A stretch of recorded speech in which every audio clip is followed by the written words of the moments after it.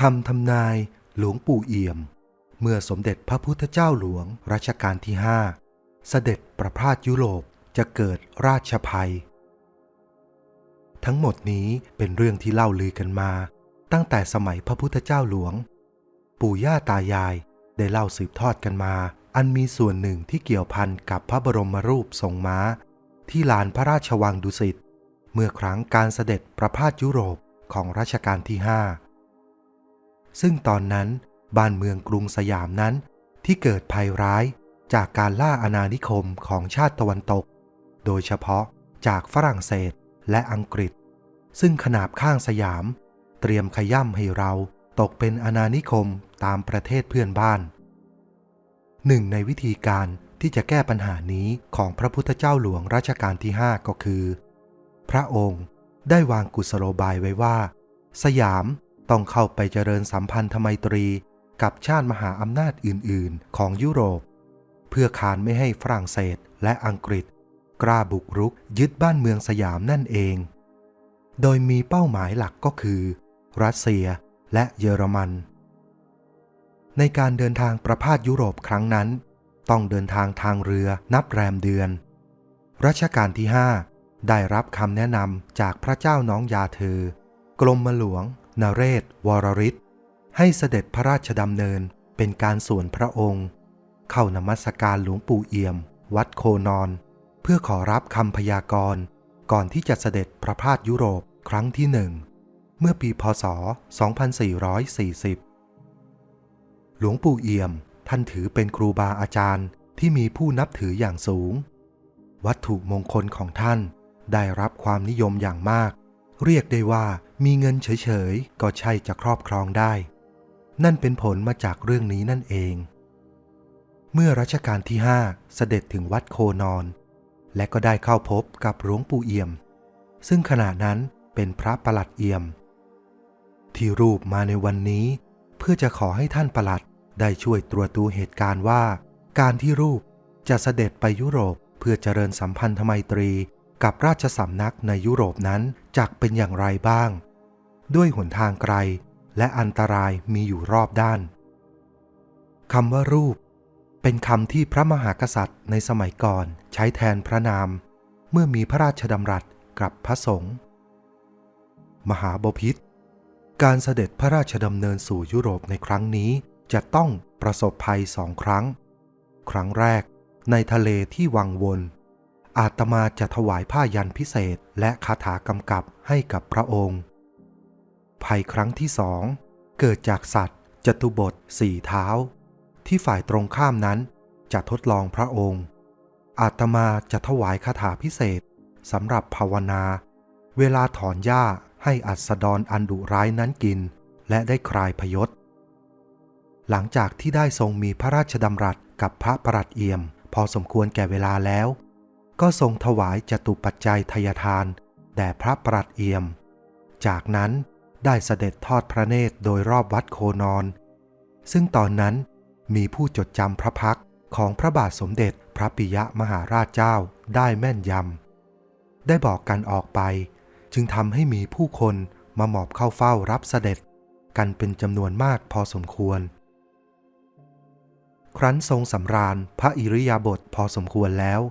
ก็เสด็จกลับสู่พระบรมมหาราชวังเพื่อเตรียมพระองค์ไปทวีปยุโรปต่อไปซึ่งท่านผู้ฟังจะเห็นได้ว่าการเสด็จพระราชดำเนินในครั้งนี้ไม่ได้เป็นไปเพื่อความสำราญส่วนพระองค์แต่ทรงเสียสละความสุขส่วนพระองค์เพื่อประเทศชาติโดยแท้จากจดหมายเหตุและพระราชหัตถเลขาที่ทรงมีมายังพระพันปีหลวงผู้สำเร็จราชการแทนพระองค์ได้ทรงบอกชัดเจนว่าทรงต้องผจญภัยในท้องทะเลกับคลื่นลมที่แปรปรวนทรงพบกับความลำบากนานาประการอาทิเช่นต้องทรงงดเสวยพระโอสถหมากและพระโอสถมวลและต้องให้ช่างมาขูดคราบพระทนที่เกิดจากคราบหมากคราบปูนออกเสียเพื่อให้พระทนขาวห้องพระบรรทมในเรือพระที่นั่งนั้นก็ไม่ได้สะดวกสบายอากาศร้อนเป็นที่สุดการเสวยก็ไม่ได้เป็นไปตามที่พระประสงค์ซึ่งยากลำบากเหล่านี้เกิดขึ้นตลอดระยะเวลาแรมเดือน ในช่วงที่ต้องใช้ทะเลมหาสมุทรเป็นเส้นทางเสด็จนั้นและในช่วงที่เสด็จรอนแรมในท้องทะเลนั่นเองคำพยากรณ์ข้อที่1ของหลวงปู่เอี่ยมวัดโคนอนก็เป็นจริงเมื่อเรือพระที่นั่งแล่นอยู่ในบริเวณใกล้กับสะดือทะเลหรือซากาโซซีอันบริเวณนั้นมันเกิดน้ำวนเป็นประจำและแล้วเรือพระที่นั่งมหาจักรีก็พลัดเข้าไปในวังวนนั้นจนได้คอมมานเดอร์คัมมิงหรือกัปตันคัมมิงแห่งราชนาวีอังกฤษซึ่งไทยได้ขอยืมตัวมาเป็นผู้บังคับการเรือพระที่นั่งเป็นการชั่วคราวได้ใช้ความพยายามอย่างเต็มสติกำลังความสามารถบังคับเรือพระที่นั่งให้สู้กับแรงหมุนและดูดอย่างเต็มที่ด้วยถ้าหากเรือพระที่นั่งเข้าปากน้ำวังวนแล้วการรอดออกมาได้นั้นเป็นหมดหนทางในขณะที่วิกฤตนั้นได้มีผู้ที่เข้าไปกราบทูลให้ทรงทราบเมื่อพระองค์ระลึกถึงคำพยากรณ์ของพระประหลัดเอี่ยมข้อแรกขึ้นมาได้ก็ทรงจัดฉลองพระองค์ให้รัดกุมอาราธนาผ้ายันของพระประหลัดเอี่ยมติดมาด้วยเมื่อเสด็จมาถึงตอนหัวเรือกัปตันกำลังแก้ไขสถานการณ์อย่างสุดกำลังพระองค์ทรงไม่รบกวนสมาธิของกัปตันแต่เสด็จไปยืนอธิษฐานจิตถึงพระรัตนตรัยพระสยามเทวาธิราชและบารมีทศพิธราชธรรมและการเลิกทาสที่พระองค์ทรงพระวิริยะอุตสาหะในการช่วยเหลือประสบนิกรให้พ้นจากการเป็นทาสจบท้ายด้วยพระประหลัดเอี่ยมและผ้ายันทรงโบกผ้ายันนั้นไปมาโดยความมั่นพระราชหฤทัยแล้วปาฏิหาริย์ก็ปรากฏเหตุการณ์ที่แปลเปลี่ยนไปจู่ๆก็เกิดลมมหาวาตะพัดมาในทิศทางที่อยู่ในแนวเดียวกันกับวังวนนั้นแรงลมทำให้เกิดกระแสคลื่นสกัดกระแสวนของวังน้ำได้ดันเรือพระที่นั่งให้พ้นจากแรงดูดและสามารถตั้งเข็มเข้าสู่ทางได้ท่ามกลางเสียงร้องตะโกนว่าฮูเร่ของกัปตันและลูกเรือส่วนผู้ติดตามเสด็จนั้นอ้าปากค้างทำอะไรไม่ถูกจนทรงพับผ้ายันเก็บแล้วนั่นแหละจึงค่อยๆร้องว่าสาธุสาธุ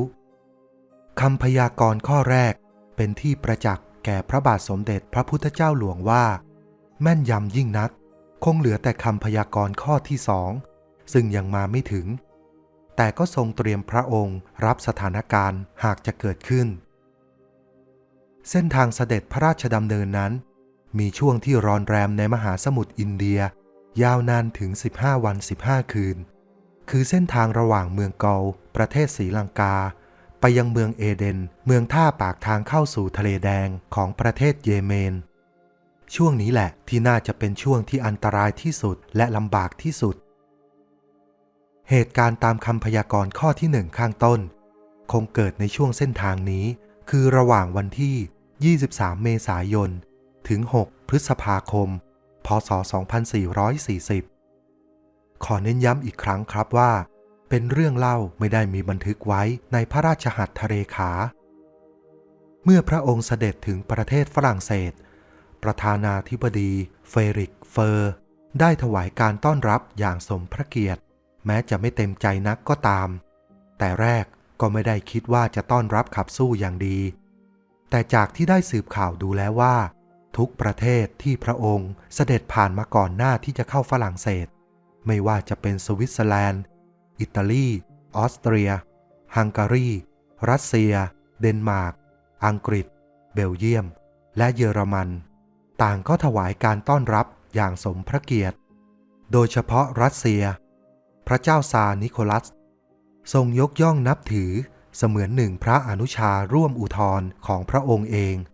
มีการฉายภาพพระบรมฉายาลักษณ์คู่กันเผยแพร่ไปทั่วยุโรปแล้วอย่างนี้เจ้าเศษฝรั่งจะทำเป็นทองไม่รู้ร้อนได้อย่างไร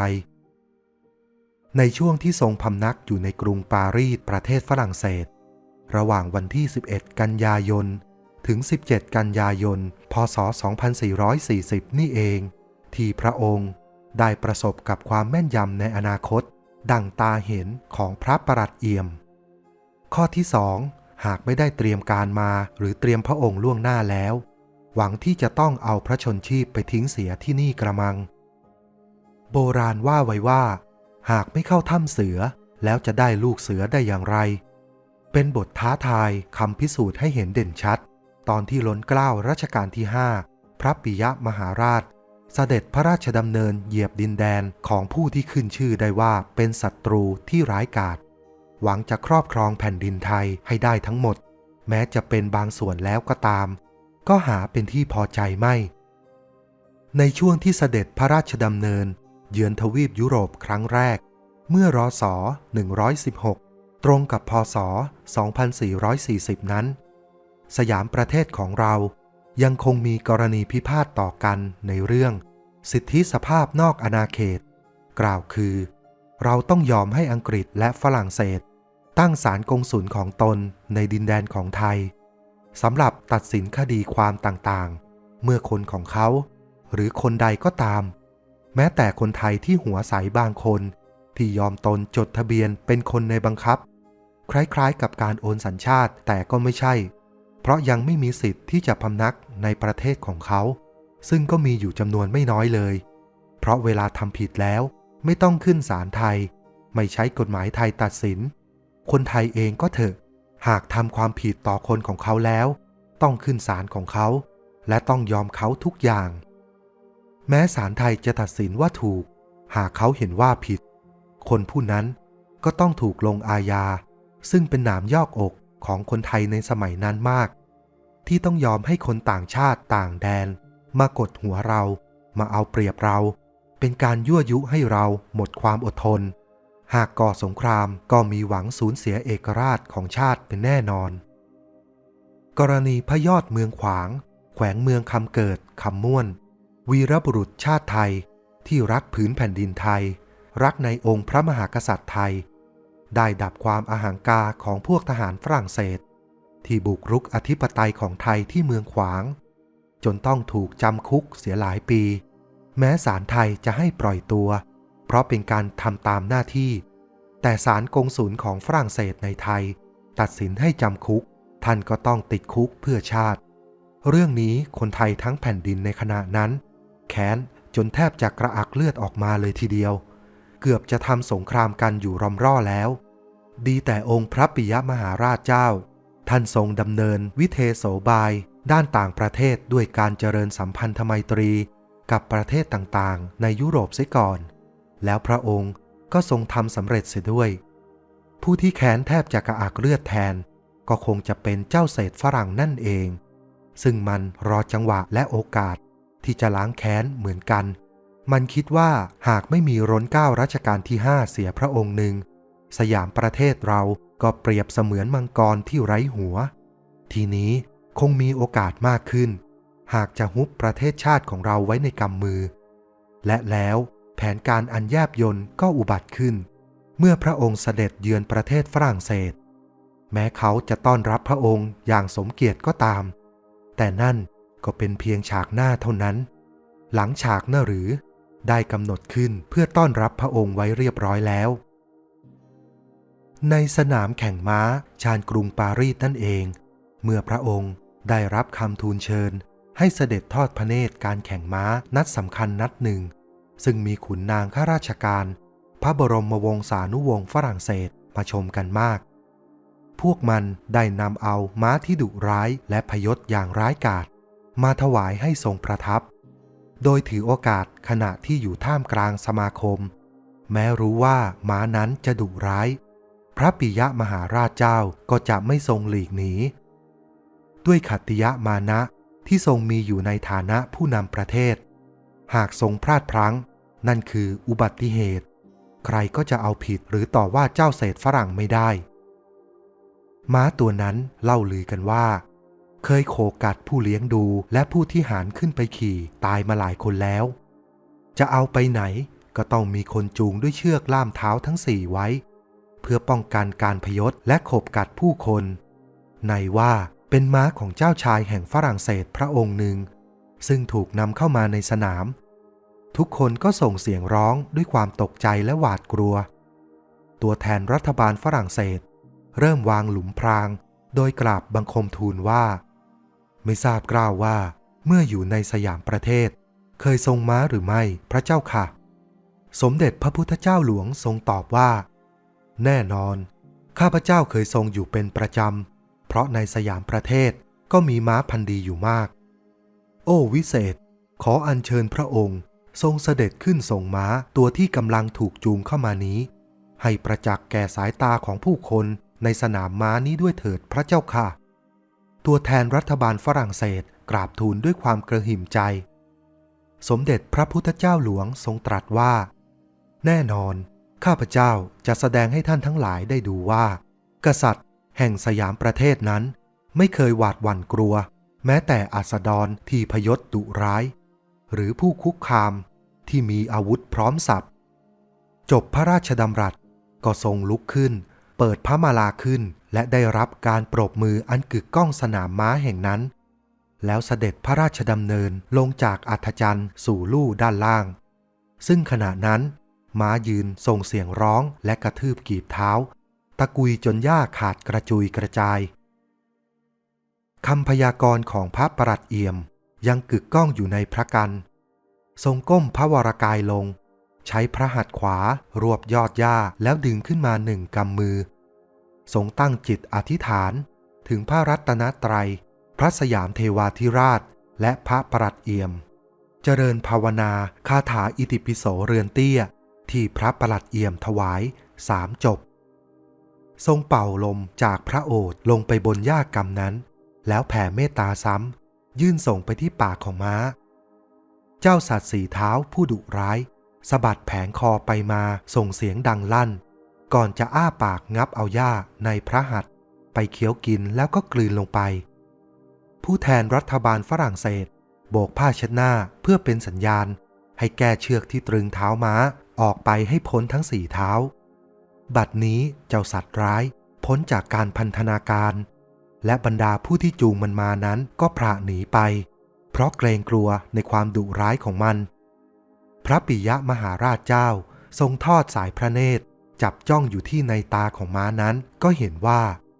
มันมีแววตาอันเป็นปกติมิได้เหลือกโปนดุร้ายทรงเอื้อมพระหัตถ์ไปตบที่ขาหน้าของมัน3 ครั้งเจ้าม้าตัวนั้นก็ก้มหัวลงมาที่พระกรไม่แสดงอาการตื่นย่าเสกสำฤทธิ์ผลตามประสงค์อาชาที่ดุร้ายกลับเชื่องลงเหมือนม้าลากรถเจ้าชีวิตแห่งสยามประเทศ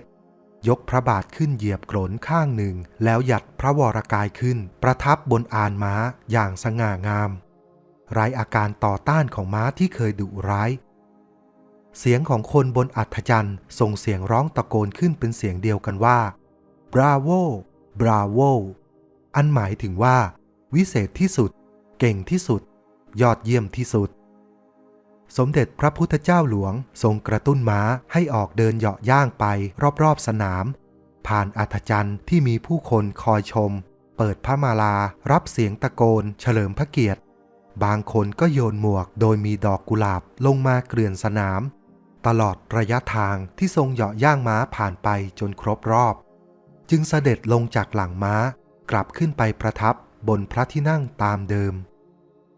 บรรดาพี่เลี้ยงม้าก็เข้ามาจูงม้านั้นออกไปจากสนามคำพยากรณ์ข้อที่2และคาถาที่พระประหลัดเอี่ยมแห่งวัดโคนอนถวายให้กับพระองค์ได้สำฤทธิ์ผลประจักษ์แก่พระราชหฤทัยทรงระลึกถึงพระประหลัดเอี่ยมว่าเป็นผู้ที่จงรักภักดีโดยแท้และได้ช่วยให้ทรงผ่านสถานการณ์อันเลวร้ายมาถึง2 ครั้ง 2 คราและทั้งหมดนี้คือจุดเล็กๆในเกร็ดของพระราชประวัติเป็นประถมเหตุแห่งพระบรมรูปทรงม้าหน้าพระราชวังดุสิตที่เล่าขานกันต่อมาช้านานและยังคงกึกก้องในโสตประสาทของปวงชนชาวไทยต่อไปอีกชั่วกาลปวสานคาถาอิติปิโสเรือนเตี้ยหรือคาถามงกุฎพระพุทธเจ้าที่หลวงปู่เอี่ยมวัดหนังกรุงเทพมหานครถวายต่อรัชกาลรัชกาลที่5ก่อนเสด็จประพาสยุโรปจนกลายเป็นตำนานที่เล่าขานสืบต่อกันมาจนถึงปัจจุบันพระคาถาว่าดังนี้อิติปิโสวิเศษเสอิอิเสเส พุทธนาเมอิอิเมนาพุทธตังโสอิโสตังพุทธปิติอิผู้มีวาสนาได้พบเห็นจงร่ำเรียนเอาเถิดประเสริฐนักแลความเข้มขลังศักดิ์สิทธิ์ของหลวงปู่เอี่ยมนั้นเป็นที่เล่าขานกันมายาวนานของคนเฒ่าคนแก่ย่านฝั่งทนด้วยความเป็นพระผู้ทรงศีลบารมีตบะบารมีธรรมและอำนาจจิตแก่กล้าทั้งเป็นพระผู้ประกอบไปด้วยเมตตาธรรมสูงแก่ญาติโยมและศิษยานุศิษย์ในยุคนั้นศิษย์วัดหนังขึ้นชื่อในเรื่องความคงทนหนังเหนียวอย่างที่แมลงวันไม่ได้กินเลือดเลยก็ว่าได้จนเป็นที่เลื่องลือและเกรงขามต่อบรรดานักเลงต่างถิ่นด้วยคำที่คุ้นหูว่าหนังไม่เหนียวอย่าริเที่ยววัดหนังพระคาถามงกุฎพระพุทธเจ้าบทสวดศักดิ์สิทธิ์ครอบจักรวาลที่อัญเชิญคุณแห่งพระพุทธเจ้าอันวิเศษยิ่งสวดยิ่งมงคลพระคาถามงกุฎพระพุทธเจ้ารู้จักกันในชื่อคาถาอิติปิโสเรือนเตี้ยก่อนจะสวดนั้นต้องนะโม3จบก่อนแล้วตามด้วยบทสวดคำแปลบทสวดนี้คือ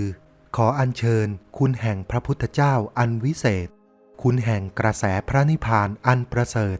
ซึ่งพระพุทธเจ้าทุกพระองค์ทรงสรรเสริญแล้วจงเป็นมหาวิภูตาภรณ์ประดับด้วยมงกุฎทิพย์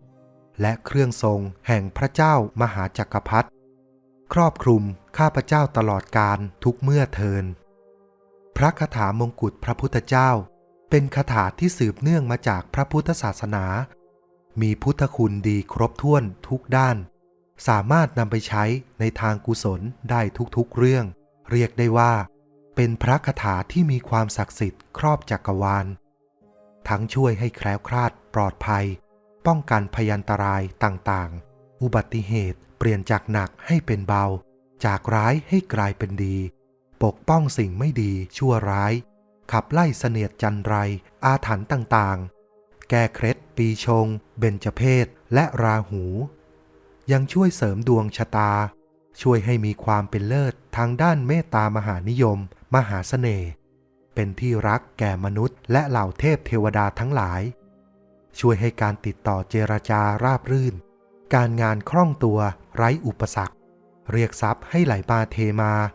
กิจการงานเจริญรุ่งเรืองและส่งเสริมเพิ่มพูนหนุนดวงสืบชะตาเพิ่มวาสนาบารมีและนอกจากนี้ยังช่วยให้จิตเป็นสมาธิสงบนิ่งอยู่ในศีลในธรรมทำให้ชีวิตพบเจอแต่หนทางที่สว่างโบราณว่าไว้ใบหน้าเป็นสีใบหน้านั้นเป็นสิ่งที่สำคัญของร่างกายชาวไทยเราจึงเชื่อกันว่าการล้างหน้าเป็นการชำระล้างร่างกายส่วนที่สำคัญที่สุด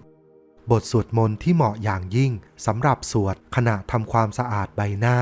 และร่างกายในยามเช้าคือคาถามงกุฎพระพุทธเจ้าเพราะเชื่อกันว่าเป็นยอดแห่งคาถาด้านเมตตามหานิยมและช่วยให้แคล้วคลาดปลอดภัยภาวนาทุกวันมิตกนรกเสกน้ำล้างหน้าทุกวันกันโรคภัยไข้เจ็บทั้งคุณใสทั้งมวลถ้าจะให้มีตบะเดชะให้ภาวนาทุกวันเป็นที่เมตตาแก่คนทั้งหลายให้ภาวนาแล้วแผ่เมตตาให้คนทั้งปวงใครที่คิดร้ายก็ต้องมีอันเป็นไปถ้าปรารถนาสิ่งใดให้ภาวนาคาถานี้ครบ18คาบเป็นไปได้ดั่งใจนึกถ้าจะให้เป็นมหาจังงังให้ภาวนาคาถานี้8คาบถ้าจะให้เป็นมหาละรวยให้ภาวนา9คาบถ้าช้างม้าวัวควายสัตว์ที่ดุร้ายทั้งหลายให้เสกหญ้าเสกของให้มันกินกลับใจอ่อนและรักเราถ้าพูดผีพรายมันเข้ามาอยู่คนก็เสกข้าวให้มันกินผีพรายนั้นก็ออกในทันทีอันหนึ่งพระคาถานี้ใช้สำหรับภาวนาสักการะซึ่งพระบรมธาตุพระพุทธปฏิมาพระเจดีย์ทั้งสิ้นทั้งปวงแต่โบราณมากำหนดเอาพระคาถานี้ใช้อัญเชิญพระบรมธาตุเสด็จโดยปาฏิหาริย์ส่วนเคล็ดลับในการสวดคาถามงกุฎพระพุทธเจ้าให้มีความศักดิ์สิทธิ์นั้นมีพื้นฐานจากจิตเป็นสำคัญหากจิตของเรามีสมาธิที่ตั้งมั่น คาถาก็ยิ่งจะมีความศักดิ์สิทธิ์และช่วยให้เห็นผลลัพธ์ได้ไวขึ้นอานิสงส์ของคาถานี้เป็นคาถาครอบจักรวาลโดยมีประวัติของการใช้คาถานี้มาอย่างยาวนานส่วนใหญ่ในพระราชสำนักพระบาทสมเด็จพระจุลจอมเกล้าเจ้าอยู่หัวรัชกาลที่ 5ท่านเคยทรงใช้คาถานี้เป็นประจำปรากฏเป็นปาฏิหาริย์มาแล้วดังที่เล่าข้างต้นโดยที่เรื่องนี้ทำให้รัชกาลที่ 6ทรงสร้างพระบรมรูปทรงม้าถวายเสด็จพ่อของท่านได้ทรงแฝงนัยยะทางกฤษฎาภินิหารนี้เพื่อเทิดทูนพระคุณท่านเอาไว้ผ่านพระบรมรูปทรงม้าที่เรากราบสักการะกันอยู่ทุกวันนี้พระคาถามงกุฎพระพุทธเจ้าหรือคาถาอิติปิโสเรือนเตี้ยนี้มีอานุภาพมากเป็นคาถาที่ใช้สำหรับพิชัยสงครามสำหรับแต่งทัพโดยกำหนดจิตคุ้มเหล่าทหารด้วยพระคาถานี้สายตาไปถึงไหนอานุภาพคาถาก็คุ้มครองไปถึงที่นั่นพระคาถานั้นจะมีอานุภาพมากน้อยก็ขึ้นอยู่กับผู้สวดเป็นสำคัญหากมีศีล 5รักษาไม่ให้ขาดตกบกพร่องและหมั่นสร้างกุศลบุญบารมีอยู่เสมอไม่ขาดช่วงสิ่งเหล่านี้เป็นเหมือนกับกำแพงแก้วคอยเป็นเกราะคุ้มกันเราจากสิ่งเลวร้ายทั้งหลายไป1ชั้นแล้วพอสวดมนต์หรือคาถาที่จะช่วยส่งเสริมเพื่อเป็นเกราะกำบังให้อีกชั้นช่วยให้รอดพ้นปลอดภัยจากสิ่งที่ไม่ดีต่างๆไปได้ในสมัยกรุงศรีอยุธยาท่านใช้คาถาบทนี้โดยมีนิมิตกำกับคาถาโดยทรงพุทธนิมิตไว้ดังนี้โดยตั้งกำลังใจว่าเราจะขอกราบอาราธนาบารมีพระพุทธเจ้าเสด็จประทับเหนือเศียรเกล้าของข้าพเจ้าเพื่อปกปักรักษาคุ้มครองข้าพเจ้าด้วยเถิด